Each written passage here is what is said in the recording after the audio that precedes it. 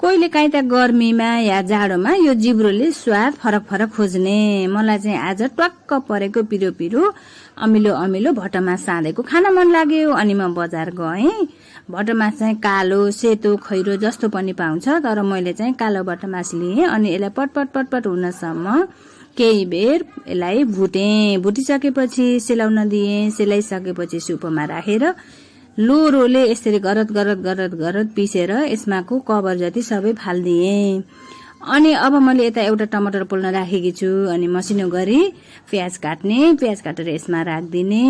अनि हरियो खुर्सानी पनि मसिनो गरी काटेर राखिदिने। अनि स्वाद अनुसार नुन अनि 1 चम्चा जति चटपट मसला राखेँ। अनि अघि पोलेको टमाटरलाई पनि यसमा मिक्स गरिदिने र मसिनो गरी काटेको लसुन पनि राखिदिने। अनि अब यसमा आज मसँग कागती छैन, मैले चुक्नै प्रयोग गरेकी छु। यसरी सबै सामग्रीहरू राखिसकेपछि यसलाई तोरीको तेल तताएर पञ्चफोरन फुराएर सुकेको खुर्सानी फुराएर बेसार फुराएर झैँया पार्दिने। अब यसलाई हातले मजासँग मोल्ने।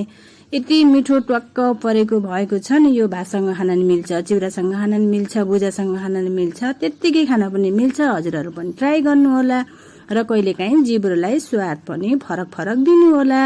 अनि यो भिडियो कस्तो लाग्छ हजुरहरूलाई लाइक